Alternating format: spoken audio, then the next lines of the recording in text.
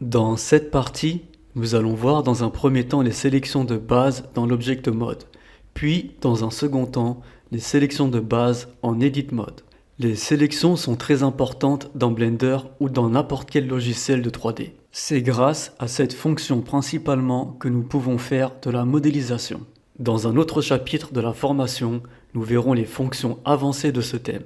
Concernant la sélection en Object Mode, actuellement nous sommes en Object Mode. Nous pouvons le vérifier dans le menu en haut à gauche. Dans la barre d'outils située juste en bas, l'outil automatiquement sélectionné est le Select Box.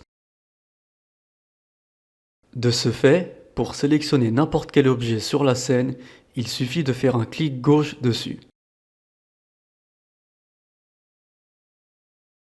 Lorsque je sélectionne le cube, il y a une surbrillance qui apparaît autour de l'objet. Il devient l'objet actif. À savoir, l'élément actif peut être un objet, un sommet, une arête, une face ou bien d'autres éléments. En Object Mode, la transformation telle que le déplacement, la rotation ou la redimension se produisent en fonction de l'origine de l'objet actif. C'est le petit point orange que nous voyons. De base, quand on rajoute un mesh dans la scène, ce point est automatiquement placé au centre du mesh. À savoir, quand je clique sur un objet, il sera automatiquement sélectionné dans l'éditeur Outliner. Mais il y a aussi différentes informations qui apparaissent au même moment dans l'éditeur Properties. Dans cet éditeur Properties, nous pouvons modifier la propriété des objets. Chaque objet a des éléments de propriété différents. Lorsque je clique sur un autre objet, le type d'information change en fonction de l'objet sélectionné. Pour revenir aux sélections, un clic gauche sur l'objet permet de le sélectionner et un clic gauche sur un espace vide désélectionnera tout. Pour faire une sélection multiple, il faut rester appuyé sur la touche Shift et faire des clics gauche sur les autres éléments. Je vais rajouter d'autres cubes avec la touche raccourci Shift A. Et j'appuie également sur la touche raccourci G pour les déplacer.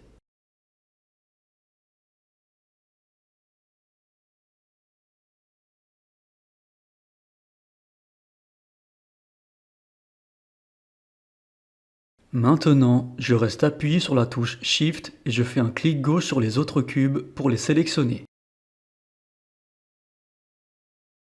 Le dernier élément sélectionné sera automatiquement l'élément actif. Je resélectionne dans un autre ordre et c'est la même chose. Le dernier objet sélectionné sera l'élément actif. Nous pouvons le distinguer avec une couleur plus claire que les autres. Même si tous les éléments sont déjà sélectionnés, en faisant de simples clics gauche et toujours en étant appuyé sur la touche Shift, je peux changer l'élément actif. De même, dans l'Outliner, tout ce que nous avons sélectionné est en surbrillance. Seul l'élément actif a une couleur différente. Lorsqu'on sélectionne plusieurs éléments, il se peut qu'on en sélectionne en trop, ou alors qu'on se soit tout simplement trompé dans nos sélections. Donc, pour en supprimer de notre sélection, c'est simple, toujours en étant appuyé sur la touche Shift, faites un double clic gauche sur le ou les éléments que vous souhaitez supprimer de la sélection. Pour en resélectionner, il suffit de faire un clic gauche. La touche raccourci pour tout sélectionner est la touche A. A l'inverse, tout désélectionner est Alt A. Maintenant, pour inverser des sélections. Je sélectionne ces trois cubes. Si je souhaite sélectionner uniquement tous les autres restants sur la scène, il suffit d'appuyer sur les touches CTRL-I. Tous les autres éléments de la scène ont été sélectionnés et les trois cubes de départ sont désélectionnés. Je montre un autre exemple. Je sélectionne ces trois cubes. J'appuie sur la touche I. Tous les autres cubes sont désormais sélectionnés. Ces trois touches de raccourci sont disponibles dans le menu Select, à savoir tout sélectionner avec la touche A, tout désélectionner avec Alt A et inverser les sélections avec les touches CTRL-I. Également, cet outil permet de faire des sélections en forme de box ou boîte en français. Pour cela, il faut rester appuyé sur le clic gauche. Une zone de pointillé rectangulaire apparaîtra et qui permettra de sélectionner tous les éléments dans cette zone. Cependant, à chaque fois que je sélectionne un des objets avec le Select Box, les éléments en dehors du box seront désélectionnés.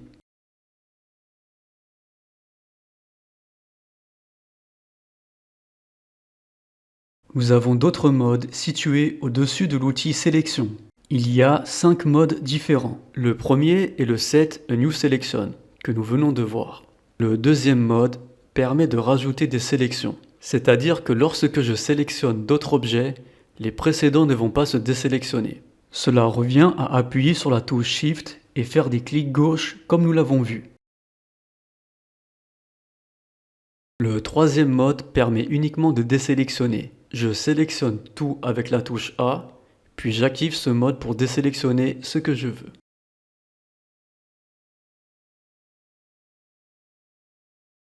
Le suivant sert à inverser les sélections, comme nous l'avons vu également avec la touche raccourci CTRL-I.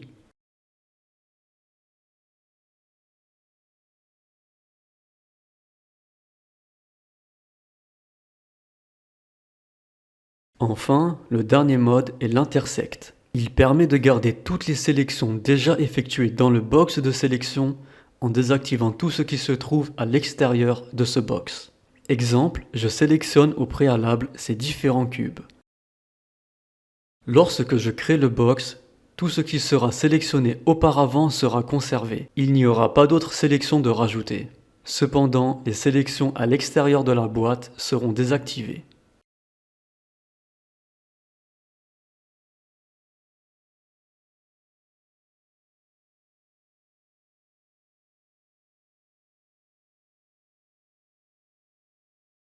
Pour revenir à l'outil Sélection, lorsqu'on reste appuyé sur l'icône, il y a également d'autres options qui s'offrent à nous. La première est le Tweak, qui est l'équivalent de la touche raccourci G lorsque je sélectionne un élément. Avec ce mode, il n'y a pas besoin d'appuyer sur la touche G pour déplacer les objets. On a juste à faire un clic gauche, puis de rester appuyé pour déplacer l'objet où l'on souhaite. Les trois autres options représentent le type de zone en pointillé. La première, qui est le mode rectangle, est celle que nous venons de voir. La deuxième option est la sélection en cercle. Les pointillés ont été changés en cercle autour du curseur. Nous pouvons modifier le radius du cercle juste ici. Le troisième type est la sélection lasso. Il permet donc de faire des sélections spécifiques. Il faut bien entourer l'objet en question pour qu'il soit sélectionné.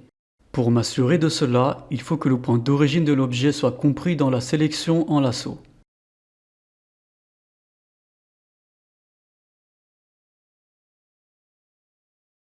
Vous pouvez changer rapidement entre ces modes en appuyant sur la touche W de votre clavier.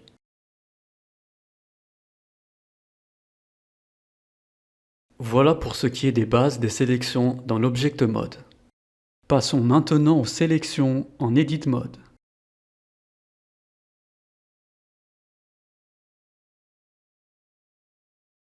Je rappelle que l'Edit Mode consiste à la modification du maillage de notre mèche. On passe d'Object Mode à Edit Mode via la touche raccourci Tabulation. On peut également changer de mode via le menu en haut à gauche.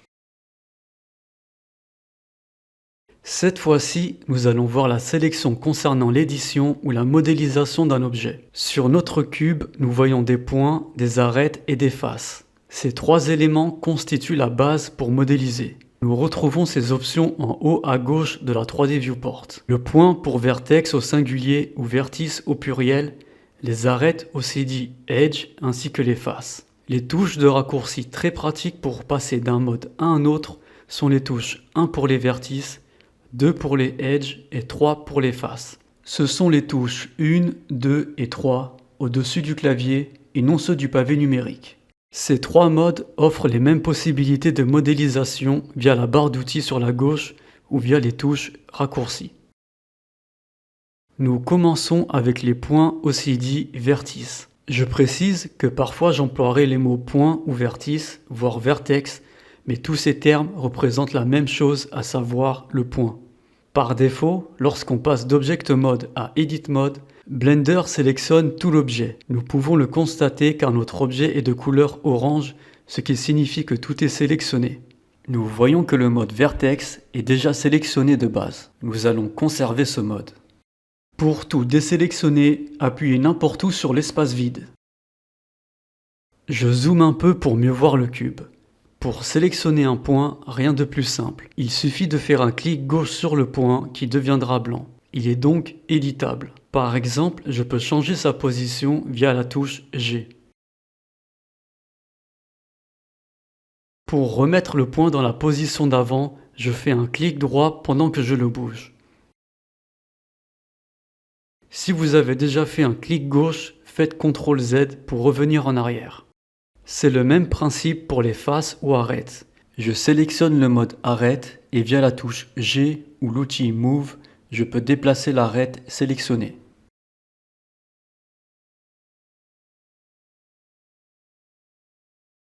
Je peux faire de même avec la face.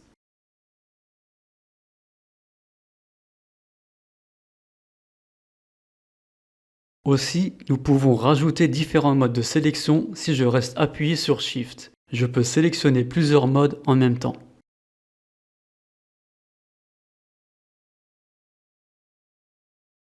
Je repasse en mode vertex uniquement. Nous retrouvons également le même type de raccourci que dans l'Object Mode lorsqu'on sélectionnait nos objets sur la scène. Ici, nous pouvons faire de même mais avec les trois modes différents. Exemple, dans le mode vertice, si je veux sélectionner plusieurs points à différents endroits, il me suffit d'appuyer sur la touche Shift et de sélectionner les autres points avec le clic gauche. Cela ne désélectionnera pas les autres points. De même, pendant que je sélectionne, je peux me déplacer dans la scène avec la touche molette de la souris. Pour désélectionner un point, il suffit de recliquer sur le vertex en question.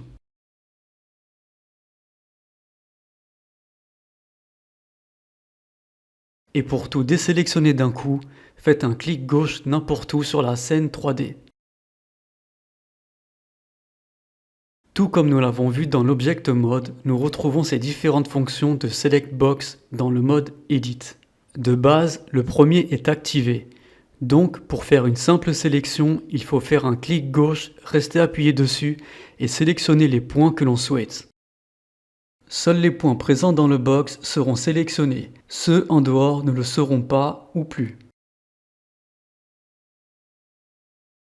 À noter, quand vous faites des sélections comme ceci, il y a uniquement la partie visible que vous avez sélectionnée qui va être pris en compte. Lorsque l'on fait une rotation, on constate que tout n'est pas sélectionné.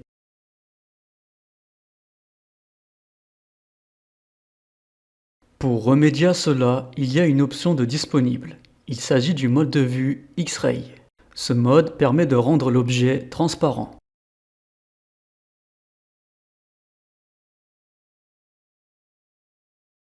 Vous pouvez également activer le mode Wireframe qui ne laissera apparaître que les points et les arêtes. À présent, lorsque je génère une box de sélection, tous les points se sélectionnent, même ceux du côté opposé.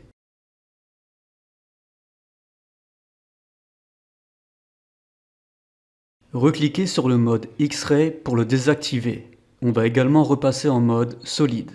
Pour rappel, lorsque la case devient bleue, c'est que le mode est activé.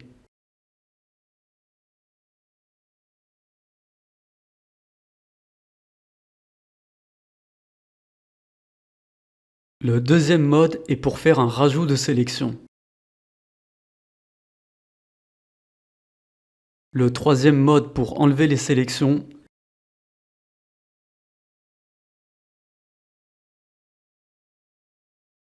Le quatrième pour inverser les sélections.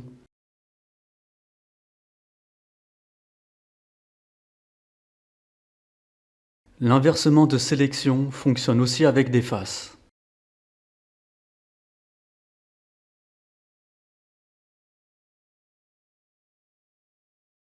Enfin, le dernier, intersection, permet de conserver toutes les sélections déjà effectuées qui se trouvent à l'intérieur du box et tout ce qui se trouve à l'extérieur sera désélectionné.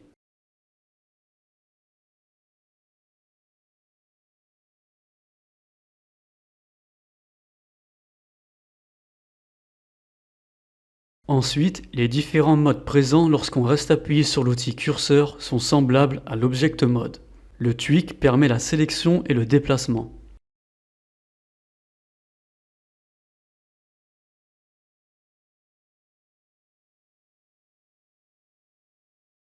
Le Select Box, la sélection rectangulaire.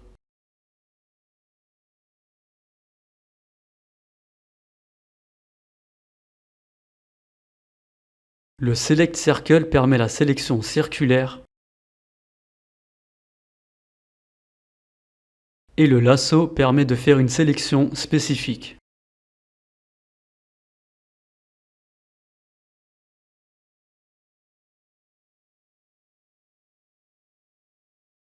Nous avons fini cette partie concernant les sélections de base.